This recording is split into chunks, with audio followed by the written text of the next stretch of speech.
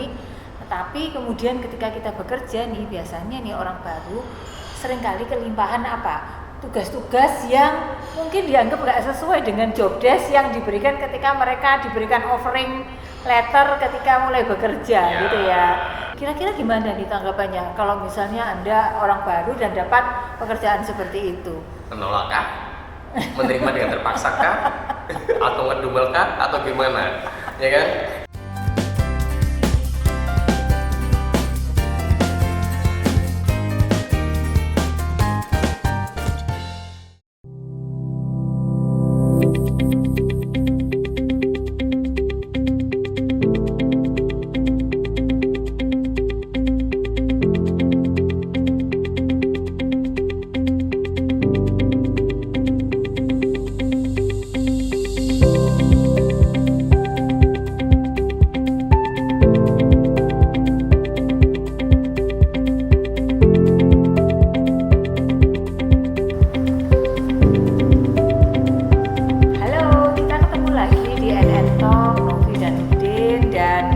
Harapkan semua yang sudah pernah nonton podcast kita mendapatkan manfaat yang maksimal ya, dan insight dari tips-tips yang kami bagikan sehingga kemudian bisa dipakai di dalam pekerjaan sehari-hari. Dan narasumber juga. Oke, iya. Dan yang penting kan selain kami berdua sharing, juga ada kita ngundang narasumber pengalaman sukses mereka di karirnya masing-masing, gambaran tentang karir mereka, gitu kan, suka duka mereka mencapai sampai posisi sekarang. Dan gak gampang mengundang mereka. Betul sekali, karena mereka orang sibuk ya, jadi kita harus banyak menyelesaikan waktu dengan mereka.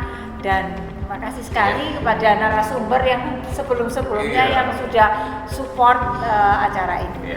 Apresiasi sih kepada mereka semua yang bisa meluangkan waktu untuk acara Enento. Nah, ini kita mau sharing apa lagi Bu Novi? Tentang permasalahan office, karir. Ya, gini, saya ngeliat tuh ini banyak dialami, mungkin juga yang masih berkarir baru ya, gitu ya, untuk orang-orang baru yang baru mulai kerja gitu ya. Saya ucapkan selamat karena Anda sudah bekerja meskipun situasinya sulit sekarang di saat pandemi. Tapi kemudian ketika kita bekerja nih, biasanya nih orang baru seringkali kelimpahan apa? Tugas-tugas yang mungkin dianggap nggak sesuai dengan job desk yang diberikan ketika mereka diberikan offering letter ketika mulai bekerja gitu ya. Seperti itu. Jadi misalnya nih staff HR gitu ya, human resource gitu kan. Terus kemudian tugasnya misalnya karena ini masih staff dan ngurusi general yang sifatnya administratif. Admin biasa seperti itu di awal. Gitu. Terus kemudian dilibatkan di proses yang lainnya. Apakah itu misalnya ikut dalam proses rekrutmen gitu kan. Terus ada pelatihan diminta ikut menghandle pelatihan. Loh, terus bisa jadi mikir nih, ini kan job desk saya sebenarnya adalah melakukan administrasi yang terkait kepersonaliaan, rekam absen, gaji, cuti lah, kemudian ya keluar masuk karyawan seperti itu. Tapi kok ada bagian rekrutmen sendiri, ada bagian training sendiri, kita juga dilibatkan gitu ya. Diminta untuk bantu. Untuk bantu. Kira-kira gimana nih tanggapannya kalau misalnya Anda orang baru dan dapat pekerjaan seperti itu? Menolakkah? Menerima dengan terpaksakah? Atau ngedumelkah? Atau gimana? Ya kan? Gimana Bro? Yang seringkali kita temuin adalah bahwa ketika kita sebagai anak baru, kita sudah ada job desk-nya dan ternyata kita mendapat limpahan tambahan tugas untuk membantu istilahnya apa tadi sebelum Novi bilang unit yang lain atau tambahan pekerjaan di luar job desk-nya itu. Nah, seringkali tadi saya bilang ada yang menerima dengan tidak ikhlas lah, ya kan, kemudian ngedumel dan sebagainya. Itu yang sering kita temuin mereka belum. Betul. Nah, padahal itu tugas-tugas tersebut adalah bukan wewenang utama Anda. Betul. Ya kan? Yang pasti ada, kalau saya sih, saya dulu ketika pertama kali kerja di perusahaan konsultan itu kan, belum tahu kan? Disuruh-suruhan. Korban atasan. Jadi sama, saya juga ngalamin tuh. Waktu itu kan saya di salah satu unit bisnis tertentu kan, Novi ya. Dimana saya waktu itu memegang salah satu masih staff kan. Nah, kemudian di unit bisnis saya tuh ada unit bisnis yang lain, bisa seminar, ya kan, tidak outbound dan sebagainya. Nah, tiba-tiba saya diminta bantuan untuk terlibat di situ. Ya kan, yang tuh ya sebenarnya bukan main job saya, bukan job desk saya gitu. Tetapi karena mungkin saya sudah punya pengalaman bekerja di perusahaan yang lain, itu bagi saya adalah suatu keilmuan yang baru. Oh, oke. Tambahan ya, tambahan Ya, yang baru sehingga ya, ketika ya. saya membantu subdivisi yang lain, saya bisa belajar hal yang baru lagi. Saya Ya, selalu ya, menganggap ya. bahwa positifnya adalah saya belajar hal yang baru lagi. Karena apa? Kalau saya tidak mau belajar yang baru lagi, itu berarti saya sudah buntu. Bagi saya seperti itu. Jadi ilmu saya akan tetap di situ-situ saja, ya kan? Betul, Tidak betul. bisa expand ke yang lainnya. Iya. Toh saya di situ hanya membantu, bukan bertanggung jawab terhadap subbisnis itu atau divisi tersebut. Saya hanya membantu saja. Misalnya terkait dengan diminta membantu, misalnya terkait dengan apa ya, membuat apa ya istilahnya iklannya atau apa Oke. dan sebagainya. Untuk rekrutmen Untuk maksudnya. rekrutmennya gitu kan dan sebagainya itu. Nah itu bagi saya selalu melakukan itu. Karena apa? Itu adalah tambahan ilmu baru bagi saya. Karena apa? Saya selalu belajar untuk positive thinking gitu kan. Dan Oke. ketika saya positive thinking, saya akan melakukan itu dengan senang hati gitu. Oke. Dan dengan senang hati hasilnya juga akan bagus. Oke, itu adalah sikap yang nanti harusnya kita Iya. pakai ya gitu ya. Tapi gimana kalau misalnya tugas utama kita tuh belum selesai, udah Ya, dikasih tambahan, betul. gitu kan? Ini kita kan apa ya, mau si malakama. Betul. Yang utama belum selesai udah dikasih Ditambahin tambahan. Nanti ini nggak selesai juga kena marah, ini nggak selesai pun kok dibilang nggak mau bantu kan seperti itu gitu ya. Kalau saya dulu komunikasikan dulu ke atasan saya. Oh, oke. Jadi saya dapat. Bukan protes ya? Oh, enggak. Protes. Tapi saya komunikasikan agak setengah protes. Oh, ya. Dan keluar akhirnya protes sebenarnya. Saya bilang bahwa kerjaan saya utama saya belum selesai, ya Ya. kan? Karena saya mengerjakan ini dulu. Tapi bisa nggak setelah ini selesai saya baru akan mengerjakan yang ini. Oh, Gitu oke. sih. Bukan Ya. berarti saya sudah langsung rejected gitu kan? Ya, Bahwa ya, enggak. ya, Gitu ya, kan? ya, Saya ya. komunikasikan ke atasan saya dan juga ke rekan saya punya yang istilahnya apa ya? Yang in charge di divisi tersebut. Ya, Nah, ya. sehingga dua orang ini saya ajak komunikasi gitu sehingga atasan pun juga akhirnya kan mengatakan ke si kepala divisi itu bahwa masih ada kerjaan ini. Nanti setelah ini misalnya 70% kelar dia akan bisa konsentrasi bantu ke situ. Ya. Itu yang saya lakukan Betul, seperti itu. betul. Oke. Ya, oke. Ini tadi itu meralat bahwa sebenarnya bukan protes, tetapi menyampaikan bahwa Iya. pekerjaan utama kita belum selesai. Karena- Cuman suara saja sih yang keras gitu ya, kan nggak protes. Jadi ada baiknya kita menyampaikan dulu, Pak, ini saya kan masih punya tugas utama ini kan belum selesai. Ini deadline-nya besok. Kalau misalnya ini saya selesaikan setelah saya menyelesaikan ini, apakah masih oke? Ya. Kayak gitu kan? Karena yang ini belum selesai, Betul. yang terkait dengan ini, Betul. dan apalagi ini misalnya segera dipakai laporannya. Ya, betul. Seperti itu. Cuma terkadang yang dialami oleh staf baru adalah mereka tidak mempunyai kemampuan atau apa ya? Agak takut untuk ngomong ke atasan itu. Betul, lebih gitu. tepatnya takut. Iya. Takut nanti dicap, wah nggak mampu, dikasih Betul, beberapa betul, tugas betul, sekaligus, betul. nggak bisa kayak gitu Padahal kan. sebenarnya seringkali kita pun dia itu tidak menolak, tapi dia tuh takut untuk ngomong, sehingga dia bingung mana nih harus saya selesaikan. Iya. Ya, dia tanpa berkomunikasi ke atasannya atau ke divisi yang lain itu. Betul, dan sebenarnya kita nggak boleh takut-takut, Iya. karena ketika kita ketakut-takut dan kita tidak menyampaikan apa yang terjadi sesungguhnya, itu akan jadi bumerang. Akan jadi bumerang karena apa? Kita akan merasa bahwa waduh nggak fair ini, waduh grundel lah gitu ya, artinya kan nggak sehat buat kita gitu ya. Terus kemudian kita punya persepsi yang buruk terhadap atasan Terhadap karena mau perusahaan. ngerjain terhadap perusahaan, merasa bahwa wah nggak sesuai dengan kesepakatan Iya. awalnya kayak gitu kan. Nah ini kan bisa jadi misunderstanding yang lain, bisa jadi timbul gitu. Jadi tetap harus berani menyampaikan, tetapi caranya tadi itu Anda bisa menyampaikan dengan cara yang baik.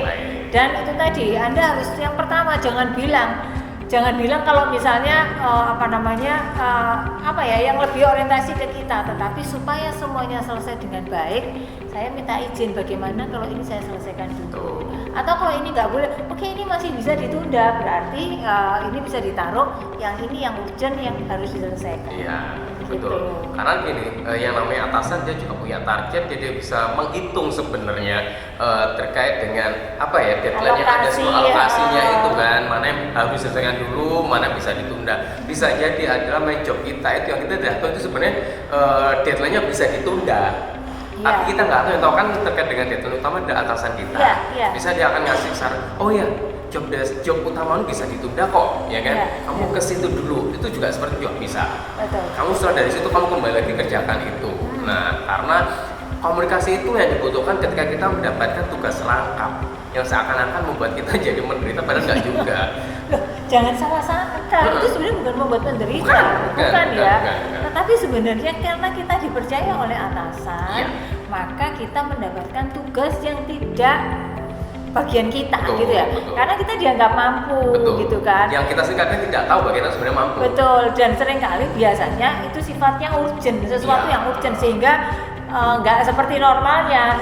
Yang bagian lain bisa jadi sebenarnya sedang punya deadline yang lain juga, sehingga akhirnya di-switch kan gitu.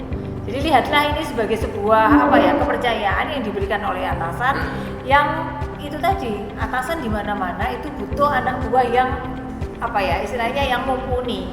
Dan kalau Anda bisa membuktikan bahwa ini ada seorang yang mumpuni, diberikan tugas tetap bisa menyelesaikan dengan baik, kemudian bisa berkomunikasi dengan baik, maka itu tadi, kepercayaan itu akan tumbuh satu demi satu, sehingga akhirnya Anda akan banyak dipercaya untuk tugas-tugas lain yang lebih berat lagi mungkin begitu. Dan ketika Anda mendapatkan tugas-tugas seperti itu, satu lagi adalah Anda belajar berkomunikasi di situ. Komunikasi dengan divisi yang lain, dengan rekan Anda dan dengan atasan Anda, ya kan?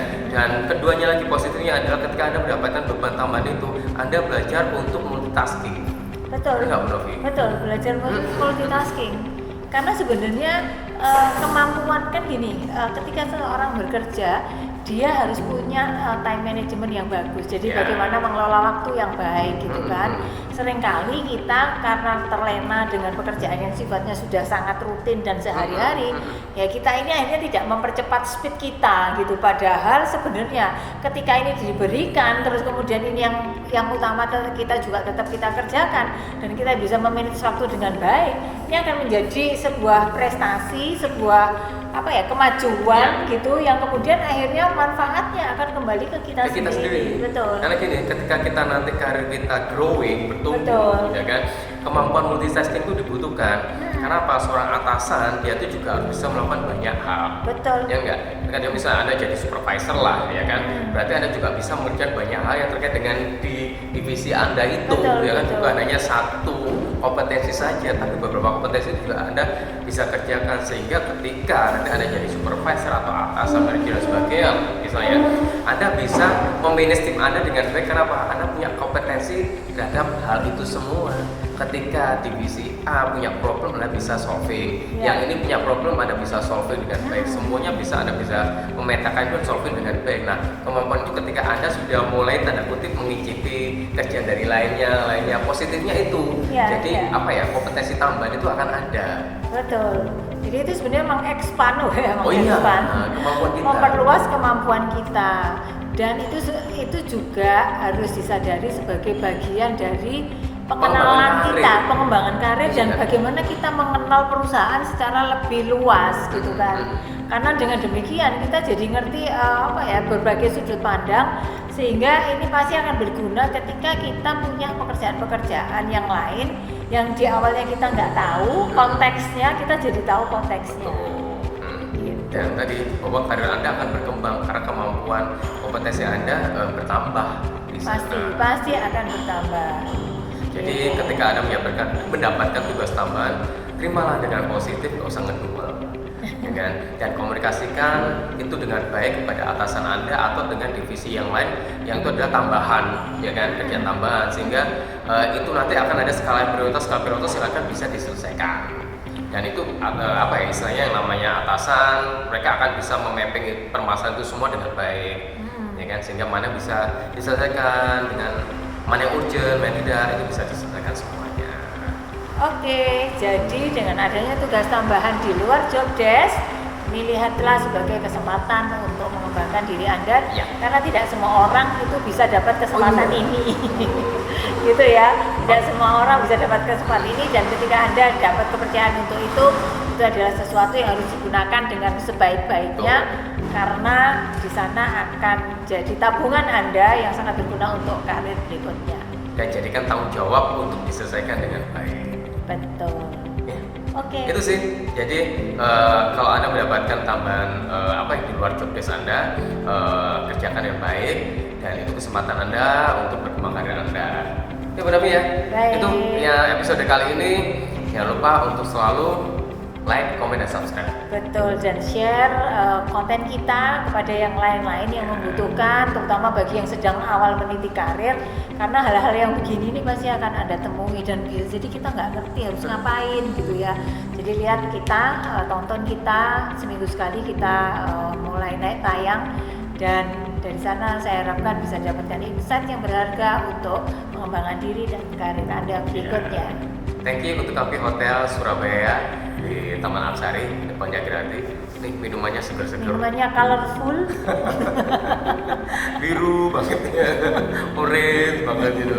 Jadi waktunya kami untuk mencicipi minuman ini ya. Sampai jumpa di NN Talk berikutnya.